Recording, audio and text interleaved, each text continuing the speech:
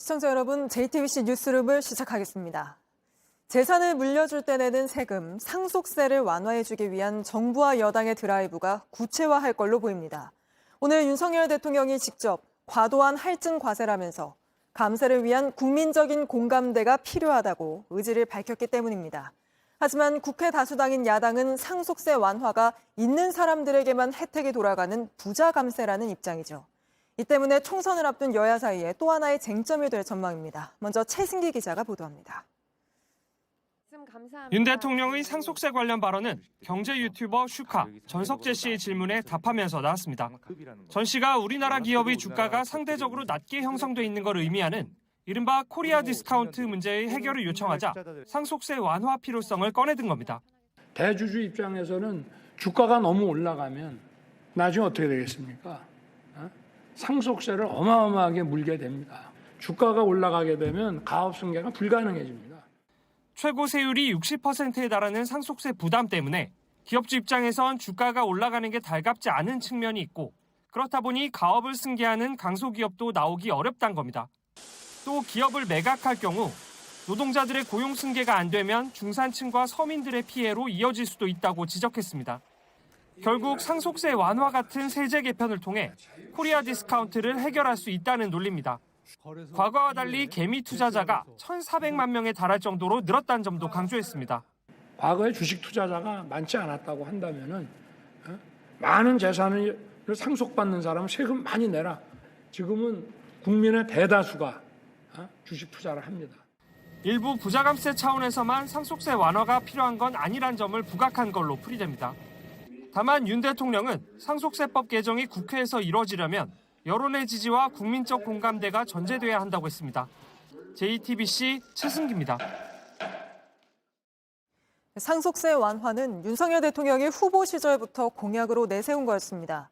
하지만 야당의 반대와 부정적인 여론을 감안해 그동안은 직접 언급하는 걸 자제해왔는데 오늘 총선을 앞두고 개미 투자자들을 겨냥해 말한 거 아니냐는 해석이 나옵니다. 계속해서 배양진 기자입니다. 윤 대통령은 대선 후보 시절부터 상속세 부담이 지나치다고 주장해왔습니다. 다음 세대 자기 자녀에게 이것을 상속을 좀 안정적으로 해서 기업의 영속성이 유지될 수 있게 하는 제도는 제가 볼 때는 많은 국민들도 여기에 공감하지 않겠나. 상속세를 유산 취득세로 바꾸겠다는 공약도 했습니다. 물려주는 사람이 아니라 물려받는 사람을 기준으로 세금을 매겨 부담을 줄이겠다는 겁니다. 다만 지난해와 올해 경제정책 방향에선 이런 내용이 빠졌습니다. 야당의 반대와 부정적인 국민 여론을 감안했던 겁니다. 실제 우리나라 상속세 최고 세율은 60%로 높은 편입니다. GDP 대비 상속 및 증여세 부담도 OECD 평균에 비해 빠르게 늘고 있습니다. 다만 2022년 기준 세액공제 등을 받고도 상속세를 내야 하는 사람은 전체의 5% 정도에 불과해 부자 감세란 논란도 여전합니다. 대통령실 고위 관계자는 평소 철학을 바탕으로 화두를 던진 거라고 설명했습니다. 여소야대 국회에서 야당이 반대하는 한 당장 법을 바꿔 상속세율을 낮추긴 사실상 불가능합니다. 민주당은 여전히 부정적입니다. 민주당 핵심 관계자는 상속세는 이미 조세특례법 협상에서 완화가 됐다면서 윤 대통령 발언 취지를 이해할 수 없다고 했습니다. 윤 대통령은 여론의 지지를 당부했습니다. 법률을 개정해야 되는 부분에 대해서는 우리 국민들께서 좀 뜻을 모아서 그 여론의 지지를 좀 해주실 수 있도록 사실상 1,400만 개미를 겨냥해 상속세 개편을 4월 총선용 의제로 삼은 것 아니냐는 해석이 나옵니다. JTBC 배양진입니다. 이 밖에도 윤석열 대통령은 오늘 금융투자세 폐지를 공식 확정하는 등의 대책을 내놨습니다. 공매도 금지 연장에 대주주 양도세 완화, 주식시장 활성화 정책이라고 계속 내놓고는 있는데 정작 시장 반응은 냉랭합니다. 오늘은 외국인들이 왕창 팔면서 코스피가 2,440선까지 떨어졌습니다. 오원석 기자입니다. 윤석열 대통령은 금융상품에 투자하는 것이 기회의 사다리라고 언급했습니다. 상품 투자를 통해서 자산 형성을 할 수 있는 것입니다. 그리고 누구나 자기 능력으로 오를 수 있는 기회의 사다리가 됩니다. 이걸 위해 연초 예고했던 대로 금융투자소득세, 금투세를 폐지합니다. 금투세는 내년부터 도입될 예정이었지만 투자자들이 증시에서 떠나는 걸 막고 주가를 끌어올리기 위해 폐지하기로 한 겁니다. 금투세 도입을 전제로 추진한 증권거래세 인하는 예정대로 시행해 내년엔 0.15%로 낮아집니다.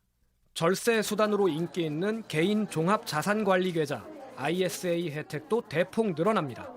비과세 한도를 연 200만 원에서 500만 원으로, 또 납입 한도도 연 2천만 원에서 4천만 원으로 확대합니다. 공매도 금지 연장 의지도 재확인했습니다. 총선용 일시적인 금지 조치가 아니라 부작용 차단 조치가 구축되지 않으면 다시 재개할 뜻이 우리 정부는 전혀 없다는 것을. 소액주주 권리를 강화하는 방안도 내놨는데 증시는 크게 반응하지 않는 분위기입니다. 오늘 코스피는 외국인들이 대거 팔아치우며 2%대 하락했습니다. 공매도 금지와 대주주 양도세 완화 등 정부가 이딴 주가 부양책을 내놨지만 올 들어 코스피는 2,500선 밑으로 무너지며 주요국 대비 가장 큰 낙폭을 보였습니다. JTBC 오원석입니다. 민주당 이재명 대표가 오늘 피습 보름 만에 복귀했습니다. 아무래도 급선무는 떨어진 지지율을 수습하는 겁니다. 이 대표가 없는 사이 민주당 주 지지 기반인 호남 지역 지지율이 두 자릿수 이상 빠졌다는 여론조사 결과가 잇따라 나왔습니다. 최규진 기자입니다. 국회로 출근한 이재명 대표는 자신에게 주어진 책임을 다하겠다며 복귀 소감을 전했습니다. 곧바로 최고위원회의를 연 뒤 이번 총선이 정권 중간평가이자 권력 심판 선거라고 규정했습니다. 법으로도 죽여보고 펜으로도 죽여보고 그래도 안 되니 칼로 죽이려고 하지만 결코 죽지 않습니다. 총선 후보자 검증 논란을 이식한 듯 공정하고 혁신적인 공천을 하겠다고 했습니다. 이낙연 전 대표 등 비명계 인사들의 이딴 탈당에 대해서도 처음으로 입장을 밝혔습니다. 통합과 단합을 유지하기 위해서 많은 노력을 최선을 다했지만 참으로 안타깝다는 말씀을 드립니다. 하지만 이 대표 앞에 놓인 상황은 피습 사건 전보다 더 나빠졌습니다. 전날 나온 여론조사에서 국민의힘과 당 지지율 격차가 오차범위 내에서 겨루고 있고 당 핵심 기반인 호남에선 전주에 비해 20.5%포인트 떨어진 것으로 나타났습니다. 지난 주말 발표된 여론조사에서도 13.9%포인트가 떨어진 것으로 나타나는 등 잇따라 호남 지지율에 빨간불이 들어온 겁니다.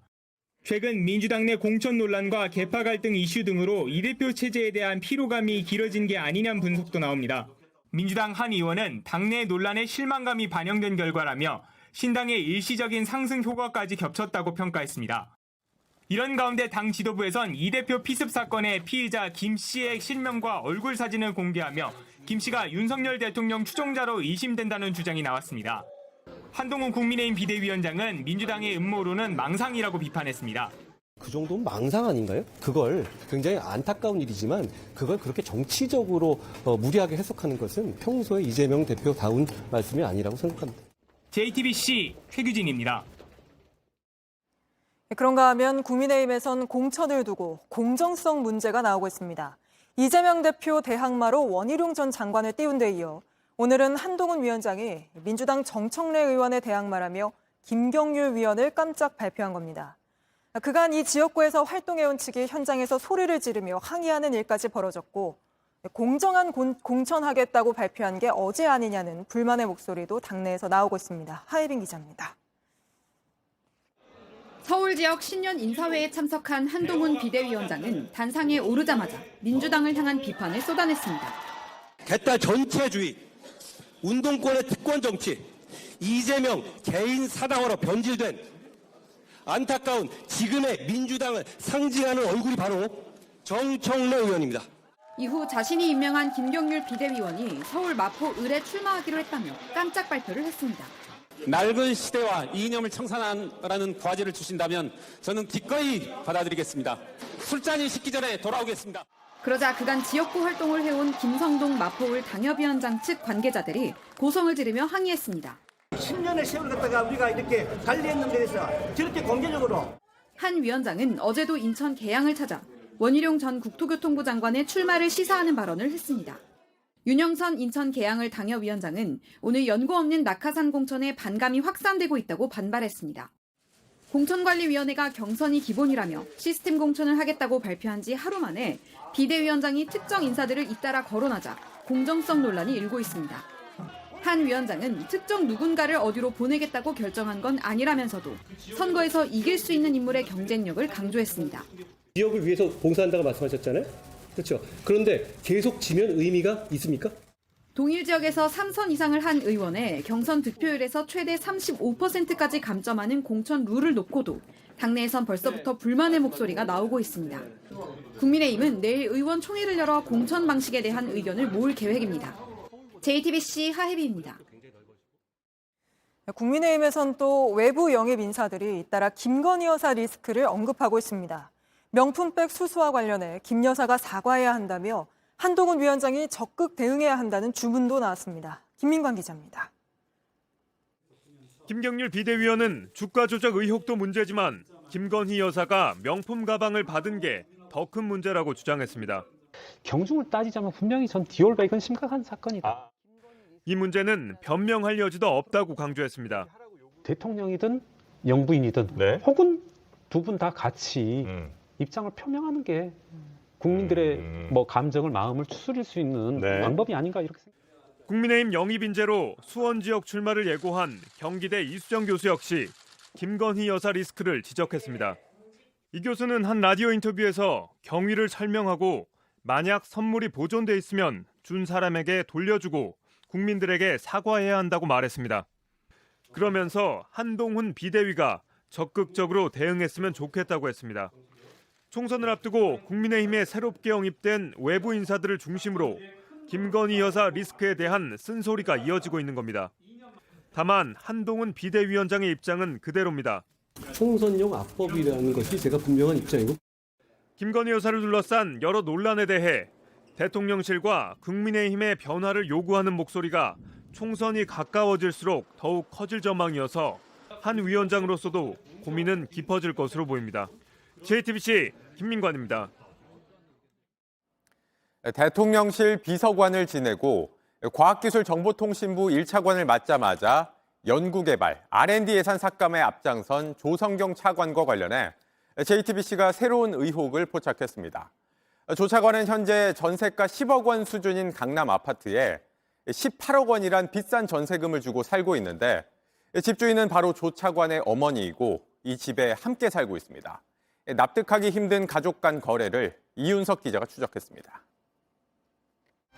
서울 강남구 도곡동 주상복합아파트입니다. 조성경 차관은 이곳에 모친이 소유한 전용 면적 161.85제곱미터 아파트에 전세를 살고 있습니다. 부모와 자식이 부모 집에서 함께 사는 건데 조 차관은 전세금이 18억 원이라고 신고했습니다. 많이 받아야 7, 8억이에요. 매매값으로 몰라도 내가 보기에는 요즘 그런 거 사는 사람 없어요. 전세 시세가 지금 어느 정도인가요? 그 실거래가는 13억인데 나온 것들은 지금 한 10억 정도로 나왔어요. 전세 18억 원에 실거래됐다는 내용은 혹시 들으신 적 있으신가요? 아니요. 지금 그 금액은 나온 적이 없어요. 부동산 등기부 등본상 조 차관은 2004년부터 이 집에 거주한 걸로 확인됩니다. 조 차관은 계약 당시 그 돈을 줬다고 했습니다. 금액이 과도하게 높더라고요. 전세를 계약했을 때 금액으로 제가 기억을 하고 있고요. 그걸 유지하고 있는 것으로 알고 있습니다. 당시 18억 원이면 웬만한 강남 아파트 여러 채를 살 수 있었던 돈입니다. 시세와 너무 다르다고 하자 갱신한 것 같다고 입장을 바꿨습니다. 중간에 몇 번 갱신을 했고요. 과거에는 10억 원 이하의 전세 계약이 다 이루어졌더라고요. 초반에는 그랬고요. 언제 갱신인지 아마 그게 다 기록이 있을 텐데요. 조 차관 모친이 딸로부터 전세금 18억 원을 받아 어디에 썼는지는 공개된 재산 목록엔 나오지 않습니다. 어머니랑 계약서만 쓰고 실제 돈을 보내고 받고 한 기록은 없으신 거예요? 제가 그거 물어보겠습니다. 옛날이라서 제가 한번 저희 남편하고 물어볼게요. 이 집엔 조 차관 가족 광고 회사가 주소를 두고 있었습니다. 사업을 시작하신 건 아주 옛날이라서 저하고는 사실 무관한 거예요. 전문가들은 조 차관 가족 간 초고가 전세 계약에 대해 집의 압류나 재산 배분 등 문제가 생겼을 때 전세권으로 방어할 수 있는 우선 변제권을 고려했을 가능성을 제기합니다. 다른 채권자들이 들어오는 것을 방어하기 위한 목적, 어떤 채무 면탈의 방어막, 과도하게 큰 전세 보증금의 금액을 잡아놓은 게 아닌가. 과연 이 전세 계약이 진실한 계약인가라는. 조 차관은 모친이 돈을 어디에 썼는지 확인해 줄 수 없다고 했습니다.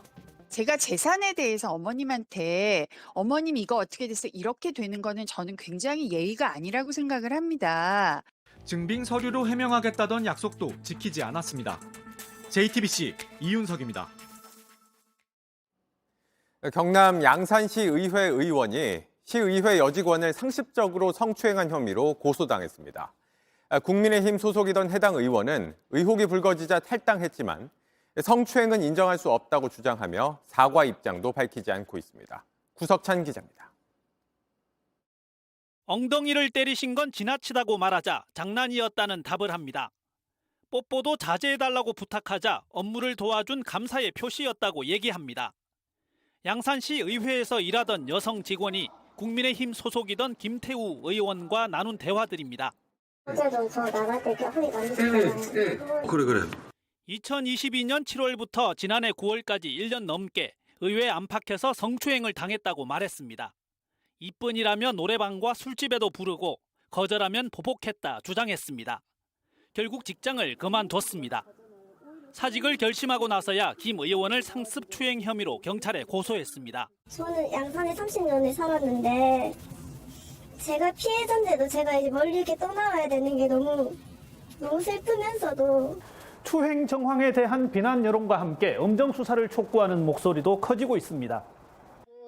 공무원 노조는 규탄 기자회견을 열었습니다. 죄송한 마음이 조금이라도 있다면 사퇴하십시오. 김 의원은 국민의힘을 탈당했습니다. 하지만 사과하지 않았고 추행을 인정할 수 없다며 억울하다고 했습니다. 녹취와 본인이 인정하는 카톡이 있는데도 이렇게 저를 인정하지 않는다는 게 저한테는 2차 가해가 아닐까요? 피해자는 진심 어린 사과부터 원하고 있습니다. JTBC 구석찬입니다. 이른바 검언 유착 의혹을 제기하며 이동재 전 기자의 명예를 훼손한 혐의로 재판에 넘겨진 최강욱 전 의원에게 2심에서 유죄가 선고됐습니다. 재판부는 최 전 의원이 쓴 글에 비방 목적이 있었다며 1심의 무죄 판단을 뒤집었습니다. 서효정 기자입니다. 최강욱 전 더불어민주당 의원이 법원에 나왔습니다. 오늘 선고 결과 어떻게 예상하시나요? 선거적으로 잘 되겠죠. 이동재 전 채널A 기자를 명예훼손한 사건에 대한 항소심 선고 때문입니다. 최 전 의원은 지난 2020년 4월 3일 페이스북에 글을 하나 올렸는데요. 이정 기자가 이철 전 밸류인베스트 코리아 대표에게 당신이 살려면 유시민 전 이사장에게 돈을 줬다고 해라. 그러면 그것으로 끝이라고 말했다는 내용이 담겼습니다. 하지만 결국 사실이 아닌 걸로 드러났습니다. 이번 재판의 쟁점은 게시글에 비방의 목적이 있느냐입니다. 1심은 무죄로 봤습니다. 비방의 목적이 없으니 명예훼손에 해당하지 않는다는 겁니다. 그런데 2심은 공적 인물이라고 단정하기 어려운 기자를 상대로 이런 공격을 하는 건 정당한 비판의 범위를 넘었다고 했습니다. 검언 유착을 부각시키려는 의도가 있다는 겁니다. 그러면서 벌금 1,000만 원을 선고했습니다. 어떤 사적인 이유나 앙심이 있어서 제가 비방할 목적을 가지고 특정 기자를 음해하는 글을 썼겠습니까? 명백히 사실과 다르고요. 법원이 지나친 상상력을 발휘한 거 아닌가 싶습니다. 최 전 의원은 인정할 수 없다며 대법원에 상고하겠다고 밝혔습니다. JTBC 서효정입니다. 25명의 사상자가 나온 오송 지하차도 참사 관련 재판이 사고 6개월 만에 처음 열렸습니다. 당시 임시 제방이 흙을 쌓아놓은 수준으로 부실했다는 게 사고 원인으로 지목됐는데 공사를 맡았던 현장 소장은 혐의를 부인했습니다. 정영재 기자입니다. 오송 궁평 제2 지하차도가 잠기기 1시간 전 미호천교 아래 포클레인 한 대가 흙을 쌓고 있습니다. 비가 쏟아져 임시 둑 윗부분까지 차올랐는데 뒤늦게 보강하는 중입니다. 아랫부분 곳곳에서 물은 이미 새어나오고 있습니다. 30cm만 넘으면 넘는 거예요. 그러니까 자꾸 물은 차올라오지. 포크레인 한 대 가지고서 그걸 막으려니까. 결국 오송 지하차도 참사로 이어졌습니다.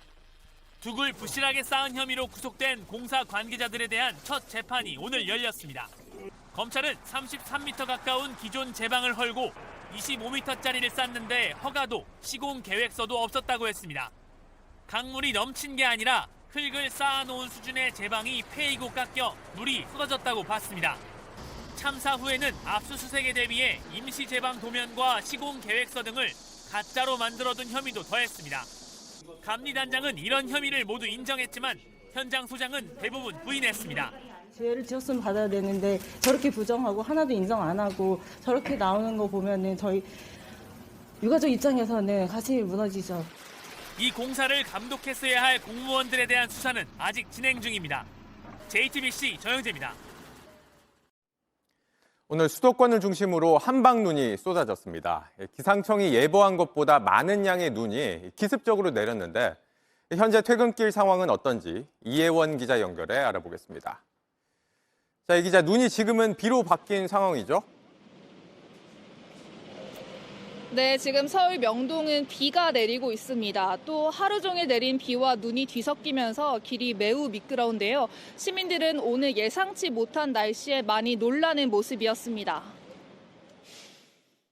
괜찮겠거니 하고 그냥 나왔는데 복면을 좀 당했네요. 당황스러웠고 후회도 좀 했죠. 우산을 구매해야 되나 말아야 되나. 오늘 아침 출근길에는 눈이 안 내렸는데 회사에 도착하고 나서 보니까 그제서야 이제 눈이 내리기 시작했어요. 그런데 앞서 기상청이 오늘 이만큼 눈이 올 거다 예상한 것보다 눈이 더 많이 내렸어요. 네, 그렇습니다. 기상청은 오늘 오전 두 차례 예보를 통해 서울에 1cm 미만의 눈이 쌓일 것으로 예보했습니다. 하지만 실제로 훨씬 많은 눈이 내리기 시작했고 오늘 정오 부근에는 폭설이 쏟아졌습니다. 오후 1시에 서울의 적설량이 이미 1cm를 넘겼고 오후 4시에 서울 강북은 3.1cm를 기록했습니다. 현재 철원, 화천, 경기 동두천과 가평, 파주에는 대설주의보가 발효돼 있습니다. 24시간 동안 5cm가 넘는 눈이 쌓일 것으로 예상될 때 내리는 겁니다. 네, 일주일 전에는 예보보다 눈이 적게 내리기도 했는데 이렇게 예측이 빗나가는 이유는 뭐라고 합니까? 네, 기상청은 지난 9일에 수도권에 많게는 10cm의 눈이 쏟아질 거라고 예보를 했는데요. 하지만 당시 실제로는 훨씬 적은 양의 눈이 내렸습니다. 반대로 오늘은 예보보다 많은 양의 눈이 내렸습니다. 이렇게 예측이 빗나가는 이유에 대해서 기상청은 그때와 오늘의 기온이 눈과 비를 결정하는 경계에 걸쳐 있기 때문이라고 설명했습니다. 여러 복합적인 요인이 있겠지만 지상의 기온이 영하가 되면 물방울이 얼어 눈으로 내리고 영상이 되면 비가 되는데 이렇게 미세한 기온 변화에 따라 눈이 될 수도 또 비가 될 수도 있다는 겁니다. 네, 온도 변화 때문에 눈과 비가 오락가락했다. 그럼 눈이나 비는 언제까지 내릴 걸로 예상이 되고 있습니까? 네, 내일도 전국이 대체로 흐리고 또 눈과 비 예보가 있습니다. 수도권 예상 강수량은 5mm, 충청과 전라권은 최대 20mm입니다. 강원 산지에는 모레까지 많게는 15cm의 눈이 내리겠습니다. 오늘 내린 눈과 비로 내일 아침 도로가 매우 미끄러울 것으로 보입니다. 보행과 운전 안전에 유의하셔야겠습니다. 네, 서울 명동에서 이혜원 기자가 전해드렸습니다. 이 리조트엔 동계 청소년 올림픽 운영 인력과 자원봉사자가 이용하는 식당이 있습니다. 지난 14일 이 식당에서 밥 먹은 6명이 노로바이러스 감염 의심 증상을 보였고 2명이 확진 판정을 받았습니다. 감염 경로는 알 수 없습니다. 운영 인력이 이용하는 식당, 거기와 그다음에 외부에서 회식을 또 하셨다는 거고. 조직위원회는 리조트 식당에선 바이러스가 안 나왔다고 설명했습니다. 2명은 대회 참가 전에 감염된 걸로 추측했습니다. 그런데 그날 식당 이용자 가운데 파악되지 않은 유증상자가 더 있었습니다. 근무 중이었는데 그때 갑자기 배 아픈 사람 검사 받으러 오라고 하셔가지고 못 갔어요. 환자가 더 나올 수 있는 겁니다. 식당은 오늘도 정상 운영했습니다. 오늘부터 손소독제 이용하라고 하시고 그리고 이제 인원수를 체크하고 몇 분 지시니까. 확진자 2명은 심판입니다. 문제는 대회 기간 노로바이러스 확산 같은 돌발 상황으로 필수 인력이 대거 이탈하면 대안이 없다는 겁니다. 자원봉사하던 사람 끌어다 심어 볼 수 없으니까 IOC가 경기를 어떻게 할 것인지 미룰 것인지 어떻게 할 것인지 결정을 한답니다. 지난 2018 평창 올림픽 때도 300명 넘는 노로바이러스 환자가 나왔습니다. 대회 성공적으로 치르려면 철저한 방역이 필수입니다. JTBC 조승현입니다. 3년 전 한강공원에서 대학생 손정민 씨가 실종됐다가 숨진 채 발견되는 사건이 있었죠.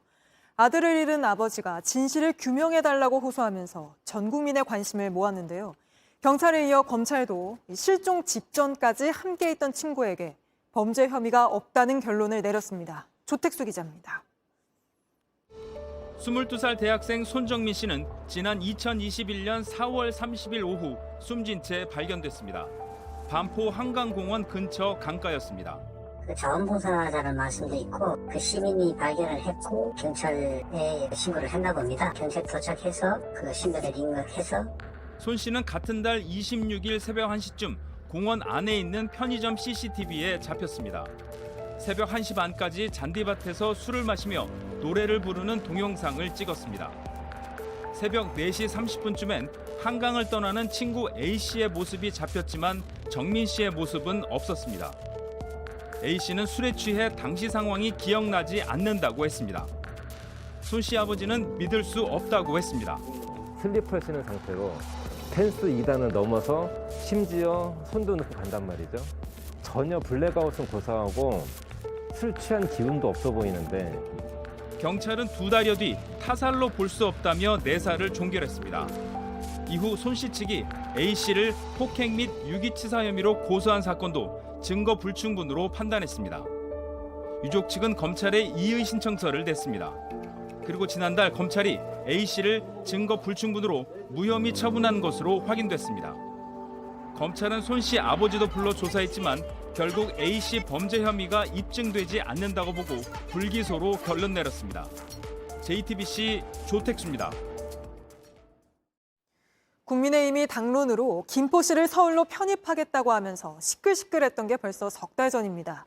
총선을 앞두고 밀어붙이는 모습이었는데 일단 첫 번째 관문인 주민투표부터 총선 전엔 어렵게 됐습니다. 또 편입을 받아줘야 할 서울시장도 오늘 선거 전에는 안 된다는 입장을 분명히 밝혔습니다. 신진 기자입니다. 지난해 10월 국민의힘은 김포시 서울 편입을 당론으로 정했습니다. 하남, 구리, 과천 등 인접 도시들도 가세했고 도시마다 현수막이 걸렸습니다. 반대 목소리가 맞붙으면서 논란이 커졌습니다. 조롱거리가 될 것이고 대국민 사기극이 될 것입니다. 지난해 11월 16일엔 여당이 김포시의 서울 편입 요구를 담은 법안을 발의했습니다. 한 달 뒤 김포시는 행정안전부에 주민투표를 공식 건의했습니다. 일사천리로 진행되던 이 이슈, 지금은 소강 상태입니다. 일단 김포시 주민투표가 총선 전에는 사실상 힘들어졌습니다. 행안부의 검토가 길어지는 가운데 총선이 84일 앞으로 다가왔습니다. 선거일 60일 전인 2월 10일부터 선거날까지는 관련 법상 주민투표를 치를 수 없습니다. 행안부 관계자는 주민들이 명백히 찬반 의견을 내놓을 수 있어야 하는데 농어촌 특례 문제 등에 대해 아직 충분한 정보가 제공되지 않았다고 설명했습니다. 또 다른 당사자인 서울시 오세훈 시장도 사실상 어렵다고 했습니다. 총선 전에 너무 급하게 이루어지게 되면 국민들이 일단 오해를 하실 것 같아요. 선거용으로 아주 그냥 낙인이 찍힐 것 같아요. 김포시는 서울 편입은 총선과 상관이 없다며 22대 국회 구성 이후 다시 입법 발의, 주민투표 건의 과정을 거칠 것이라고 했습니다. JTBC 신진입니다. 가자 지구에서 전쟁이 시작된 뒤 중동의 해묵은 갈등이 수면 위로 드러나고 있습니다. 확전의 갈림길에 선 중동은 이대로 괜찮은 건지 저희 JTBC가 중동의 정세를 진단해드리겠습니다. 먼저 시아파의 맹주 이란 얘기부터 들어봅니다. 이지은 기자입니다. 가자 지구에서 전쟁이 잦아드는가 했더니 중동 정세가 심상치 않죠. 최근 홍해에서 우려를 더하고 있습니다. 예멘의 후티 반군이 미국과 공격을 주고받아서인데요. 이대로 확전되느냐 마느냐 그 기로에서 이란이 언급되고 있습니다. 이란은 이슬람 시아파를 대표합니다. 예멘 상당 부분을 통치하는 후티 역시 시아파인데 이란을 따릅니다. 이들이 정말 또 다른 전쟁을 원하는 걸까? JTBC는 이란 대사에게 물었습니다.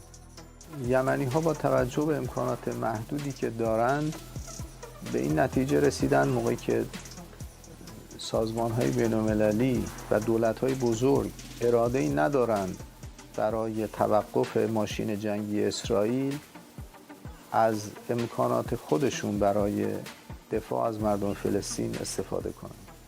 후티가 홍해에서 공격하는 이유는 단 하나. 가자 전쟁이 끝나지 않기 때문이라고 쿠제티 대사는 주장했습니다. 이스라엘을 압박하는 게 원래 목표라고 했습니다. خیلی شفاف و بارها اعلام کردند که مقصودشون کشتی‌هایی که به مقصد بنادر اسرائیل در حرکته. 이게 다 팔레스타인을 도우려는 대의라는 겁니다. 같은 종교적 뿌리를 둔 팔레스타인을 괴롭힌 가자 문제가 후티도 이란도 안타깝긴 매한가지입니다.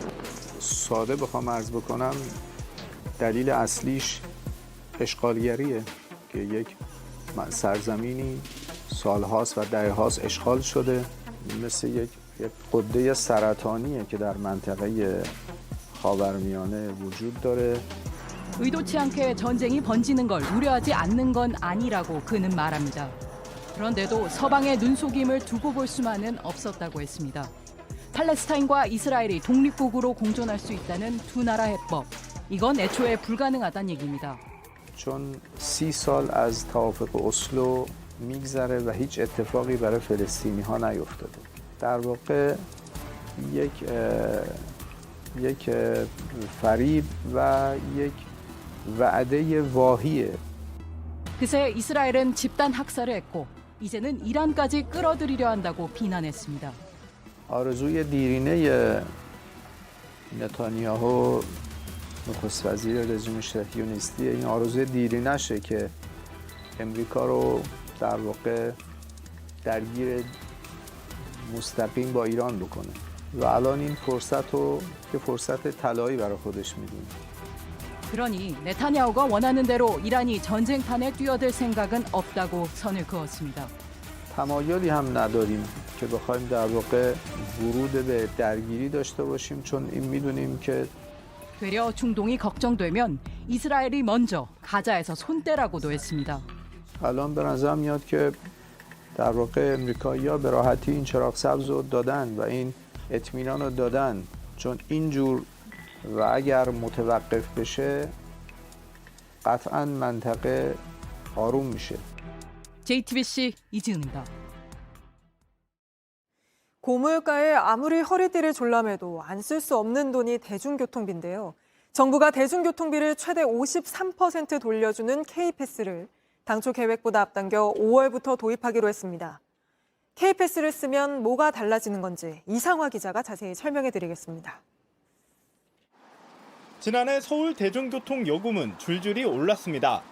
시내버스는 물론 광역버스와 마을버스 기본요금이 모두 올랐고 지하철도 1,400원으로 인상됐습니다. 이렇다 보니 매일 대중교통으로 출퇴근하는 사람들은 부담이 커졌습니다. 교통비가 많이 올라서 거의 한 10만 원 정도 나오는 것 같아요. 체감상으로는 한 3만 원에서 4만 원 정도 더 오른 것 같고요. 예. 학교가 멀다 보니까 학원 같은 이제 집에서 비교적 가까운 거리들은 한 20분 정도 돼도 걸어 다니고 살고 있어요. 특히 장거리를 오가는 직장인들은 하루에만 7, 8천 원을 써야 합니다. 5월부터는 부담을 조금이나마 줄일 수 있습니다. 국토부는 대중교통을 한 달에 15번 이상 이용할 경우 사용한 교통요금 일부를 되돌려받는 K패스를 도입한다고 밝혔습니다. 예정보다 2달 앞당긴 건데 일반은 20%, 저소득층은 53%까지 사용한 금액의 일정 비율을 다음 달 돌려받을 수 있습니다. 청년이 대중교통을 탈 때 한 번에 1,500원을 찍었다면 30%인 450원이 다음 달 환급되는 시기입니다. 기존에 나온 알뜰 교통카드는 이동 거리에 따라 마일리지를 적립해주는 시기였지만 K패스는 거리와 관계없이 환급받을 수 있습니다. 시내버스, 지하철뿐 아니라 광역버스와 GTX-A처럼 요금이 비싼 수단도 포함하는데 환급 한도는 나중에 정하기로 했습니다. 전국 대부분 지역에서 이용할 수 있고 현금이나 마일리지, 카드 공제 등 환급 방식을 선택할 수 있습니다. JTBC 이상화입니다. 먹고 살기가 너무 힘든 사람들이 범죄에도 연루되는 경우가 많죠. 법원도 이런 사정을 감안해 가벼운 벌금형을 내리는데 이 벌금조차 내지 못하는 사람들이 크게 늘고 있습니다. 이들이 마지막으로 찾아갈 수 있는 곳, 바로 장발장 은행인데 김지윤 기자가 다녀와 봤습니다. 32살 정모 씨는 기초생활수급자입니다. 10살짜리 아들과 둘이 살고 있습니다. 방 안에는 약봉지가 수북히 쌓여 있습니다. 생활비는 항상 모자랍니다. 버티다 못해 대출을 알아봤습니다. 그런데 이 과정에서 보이스피싱을 당했습니다. 정 씨도 모르게 대포 통장이 만들어져 범죄에 쓰였습니다. 결국 정 씨에게도 벌금 200만 원이 선고됐습니다. 벌금까지는 생각을 못했어요. 왜냐면 태어나서 법을 어겨본 적도 없고. 200만 원이면 서너 달 생활비입니다. 지금 지명수배 중이라고 뭐 경찰이 갑자기 집에 찾아올 수도 있고. 결국 아들을 보육시설에 맡기려 했습니다. 그러다 장발장 은행을 알게 됐습니다. 대출 실행이 돼가지고 딱 벌금을 딱 냈거든요. 지명수배는 이제 풀리고 그냥 그 자리에서 울었어요, 그냥. 장발장 은행은 2015년에 문을 열었습니다. 정 씨처럼 어려운 사람들에게 이자 없이 최대 300만 원을 빌려줍니다. 대출 심사에서 보는 건 신용도가 아닌 절실함입니다. 한부모 가정과 기초생활수급자가 우선입니다. 상환 기간은 1년이지만 더 기다리는 경우가 많습니다. 매달 1,000원씩 갚아나가는 사람도 있습니다. 1,000원, 1,500원 갚는 사람도 있고 6, 7년 동안 지금 계속 상환하시는 분들도 있어요. 불황이 길어지면서 지난해 벌금을 못 내 감옥에 간 사람은 5만 명으로 2년 전에 2배가 됐습니다. 생계형 범죄로 분류되는 10만 원 이하 절도 건수도 늘고 있습니다. 지금까지 1,200여 명이 장발장 은행에서 돈을 빌렸고 이 가운데 300명이 모두 갚았습니다. JTBC 김지윤입니다. 기초수급자를 지속적으로 때리고 괴롭히다 물에 들어가라고 강요해 익사하게 만든 40대 남성이 재판에 넘겨졌습니다. 이 남성은 조직폭력배 행세를 하며 기초수급자들을 겁주고 길들여서 자신이 시키는 대로 하게끔 만들었습니다. 이승환 기자입니다. 옷 벗은 50대 남성이 바다 앞 난간을 넘으려 합니다. 이 해변엔 위험하니 물에 들어가면 안 된다는 팻말이 서 있습니다. 바다에 들어간 이 남성은 파도에 휩쓸려 숨졌습니다. 왜 이 위험한 바다에 들어갔을까? 알고 보니 누군가 바다에 뛰어들라고 시킨 거였습니다. 왼쪽 눈에 멍이 좀 들어있었고 일회인이라고 하는데도 불구하고 아무런 별다른 구호 조치가 없었습니다. 바다에 뛰어든 이 남성 행적을 쫓아봤습니다. 사건 전날 밤 식사하던 모습이 CCTV에 잡혔습니다. 갑자기 식당 바닥에 무릎을 꿇고 사정합니다. 맞은편에 앉은 남성, 바로 바다에 뛰어들라고 지시한 장본인입니다. 두 사람은 지난 2018년 부산 한 고시원에서 알게 됐습니다. 가해자는 자신이 조폭 출신이라고 겁줬고 시키는 대로 하지 않으면 때렸습니다. 노래방에서 술을 마시다가 업어치기로 내동댕이 쳐진 일도 있고 이런 일을 직접 간접적으로 경험하다 보니까 이런 식으로 가해자에게 심리적 지배를 받은 피해자는 2명이었습니다. 둘 다 기초생활수급자, 경제적으로 어렵고 의지할 가족이 없었습니다. 가해자는 둘 사이 서열을 가린다며 싸움을 붙였고 한 사람이 실신해 나가기도 했습니다. 말 안 들으면 막 두들이 맞으니까 들이 안 하면 죽는다 이래가지고 그냥 할 수 없이 한 겁니다. 둘이 뺏긴 돈은 1,700만 원이 넘었고 제대로 먹지도 입지도 못했습니다. 그 기초생활수급비 또 모자라서 막노동까지 시킵니다. 그 막노동 일당까지 다 빼앗기는 상황이었습니다. 가해 남성은 과실치사와 중간금 치상 등 혐의로 재판에 넘겨졌습니다. JTBC 이승환입니다. 해병대 최상병 사망 사건과 관련해 윗선 개입이 있었다는 의혹에 대해 수사 중인 고위공직자범죄수사처가 강제 수사에 착수했습니다.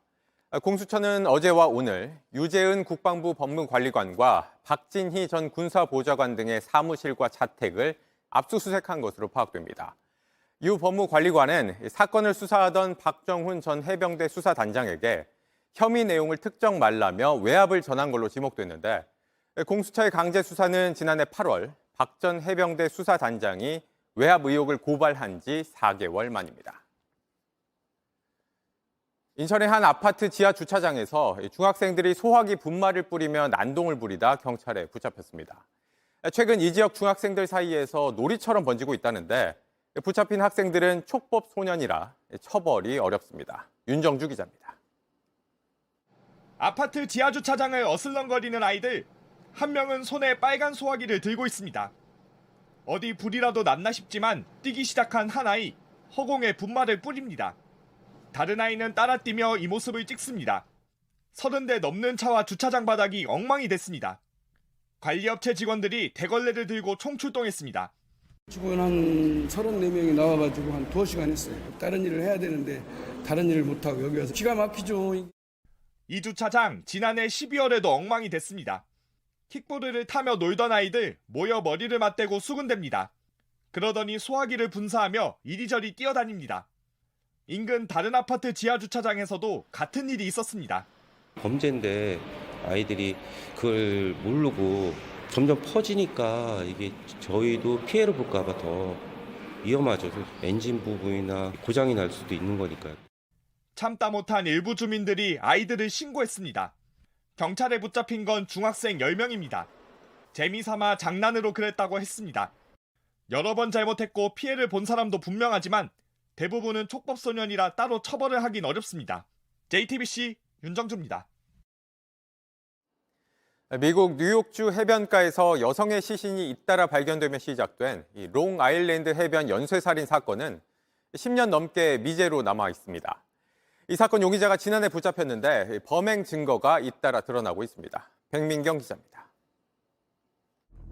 미국 뉴욕 롱아일랜드 남쪽으로 이어지는 길고 해변. 10여 년 전 이곳에서 시신이 하나씩 발견됩니다.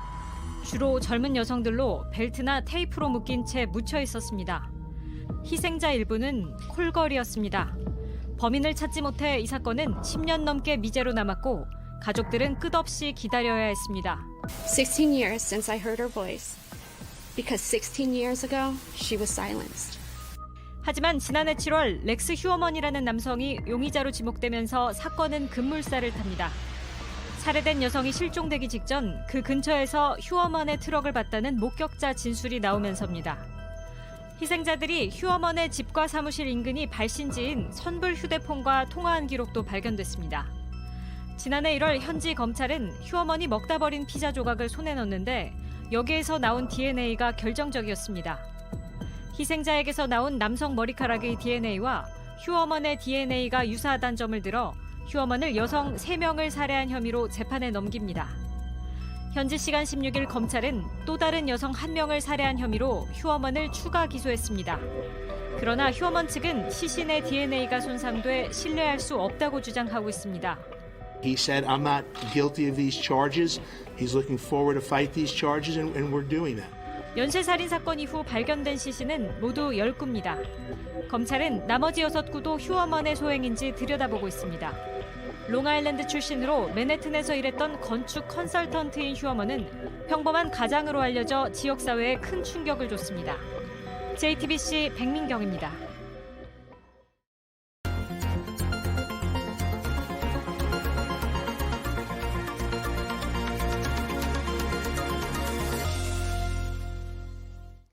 최근 평택이나 수원 등 경기 남부 지역은 떼까마귀로 몸살을 앓고 있다고 합니다. 도심 한복판을 점령하는 데 그치는 게 아니라 배설물을 남기고 한꺼번에 울어대는 통에 주민들이 불편을 호소하고 있습니다. 1차 카메라 송우영 기자가 취재했습니다. 경기 평택의 한 들판입니다. 떼까마귀들로 뒤덮였습니다. 겨울철 새인 떼까마귀는 경계심이 강해서 넓은 들판을 좋아한다고 합니다. 낮에는 이렇게 논과 밭에서 먹이를 먹다가 밤에는 숲에 가서 잠을 자는데요. 문제는 최근엔 도심에 출몰하는 경우도 많아졌다는 겁니다. 어두워지자 떼까마귀들이 약속이나 한 듯이 날아갑니다. 그리고 도심 아파트 옥상도 전깃줄도 점령했습니다. 보는 것만도 불편합니다. 이거 보면 여기 오는 사람 너무 속상하잖아요. 네. 막 너무너무 많이 속상한데. 단순히 미관을 해치는 데서 끝나지 않습니다. 막 새똥 떨어지지. 머리에도 어떤 때는 떨어지지. 아, 머리에도 맞아보셨어요? 예, 맞았어요. 아이고. 매일 다니니까요. 너무 많아요, 너무 많아. 실제 피해를 입기도 합니다. 횡단보도 근처의 구조물도 새똥으로 뒤범벅이 됐습니다. 그리고 이 인도도요, 떼까마귀들의 똥이 셀 수 없을 정도로 많이 떨어져 있습니다. 근처 도로에 세워진 차 역시 새똥에 큰 피해를 입었습니다. 떼까마귀는 주로 겨울이 상대적으로 따뜻한 한반도에서 겨울을 납니다. 주로 논밭이 많은 경기나 울산 등에 자리를 잡았습니다. 문제는 밤이 되면 숲에서 지내는데 개발로 숲이 훼손되면서 잘 곳을 찾아 도심으로 몰려든다는 겁니다. 숲 거의 높은 곳에 앉아서 자거든요. 그러니까 전기줄 높이가 약간 그 정도 높이가 되고 지금 엎내가지고 밀어버리면 다시 서식지가 잃어버린 거니까 또 다시 도심으로 들어오겠죠. 한동안 몸살을 앓던 수원과 오산에선 레이저를 쏘며 떼까마귀를 쫓았습니다. 그랬더니 그나마 조용했던 평택 등으로 옮겨가는 이른바 풍선 효과가 일어났습니다. 저도 지금 이렇게 심각한 거는 올해인 것 같아요. 그리고 도심에서 잡을 수 있는 방법이 없어요. 뭐 전선줄에 앉아있는 애들을 잘못 저기 하면은 전선도 잘못되면 큰일 나고 쫓기 위해서 공포탄을 쏜다 그러면 그 주민들이 더 많이 놀라시고.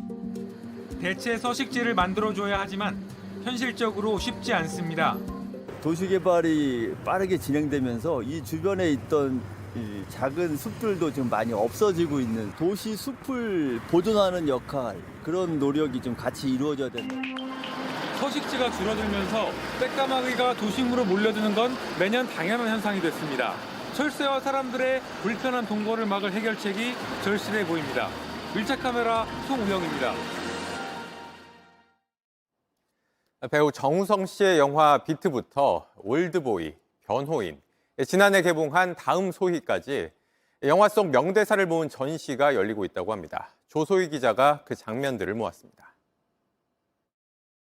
나에겐 꿈이 없었다. 영화 비트의 이 장면, 정우성의 독백이 가슴을 흔들었습니다. 청춘이 겪어야 할 불안을 이보다 잘 드러낸 말은 없었습니다. 평범한 가장이 역사의 소용돌이 속으로 뛰어드는 순간도 이 한마디에서 출발했습니다. 아빠가 손님을 두고 왔어. 이처럼 한국 영화 속 잊을 수 없는 대사를 모아놓은 전시회가 열리고 있습니다. 명대사 100개를 골랐는데 하나하나를 따라가다 보면 한국 사회를 가로지르는 한 편의 시를 읽는 것 같습니다. 법이 권력 앞에 무릎 꿇었던 시절도 떠올리게 합니다. 그런 말입니다. 대한민국 주권은 국민에 있고 모든 권력은 국민으로부터 나온다. 국가는 국민입니다. 여전히 분단 국가로 남은 우리 현실을 비추기도 합니다. 야야야, 그림자 넘어왔어. 조심하라. 배우 송강호는 기억에 남을 대사를 여럿 남겼습니다. 박찬욱 감독 역시 영화마다 콕 찌르는 대사로 부조리한 현실을 담아냈습니다. 너나 잘하세요. 영화가 그린 지금의 우리는 어떨까? 한 콜센터 실습생의 죽음을 다룬 영화는 이렇게 말합니다. 힘든 일을 하면 존중받으면 좋을 텐데 그런 일을 한다고 더 무시해. 아무도 신경을 안 써. JTBC 조소입니다.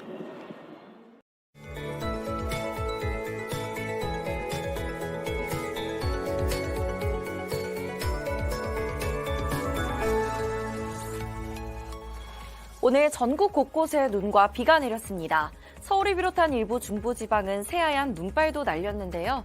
현재 전국을 뒤덮은 이 비구름대는 밤사이에도 영향을 주겠습니다. 앞으로 중북부 지역에 5mm 안팎, 그 밖에 대부분 지역은 5에서 최고 30mm의 비가 더 내리겠습니다. 중부 곳곳에는 눈발도 함께 날리겠습니다. 현재 대설특보가 내려진 중북부 내륙은 1에서 3cm의 눈이 예상되고요. 강원 산간 지역은 최고 15cm 이상의 많은 눈이 쌓이겠습니다. 눈비 소식에도 내일 중서부 지역은 공기가 탁하겠습니다. 미세먼지 농도가 높게 나타나겠고요. 강원 영동 지역은 모레까지 길게 눈이 이어져서 폭설에 미리 대비하셔야겠습니다. 영동을 제외한 대부분 지역은 내일 서쪽 지역을 시작으로 차츰 비가 잦아들겠고요. 건조특보가 내려진 동해안은 대기가 건조하겠습니다. 내일 아침 기온 서울 2도, 대전 3도, 부산 11도로 대부분 지역이 영상권에서 시작하겠고요. 낮 기온도 서울, 전주 10도, 부산 13도로 포근하겠습니다. 토요일 수도권을 제외한 전국에 눈비구름이 지나겠고요. 다음 주에도 곳곳에 눈비 예보가 많겠습니다. 날씨였습니다. 뉴스룸 저희가 준비한 소식은 여기까지입니다. 시청해주신 여러분 고맙습니다.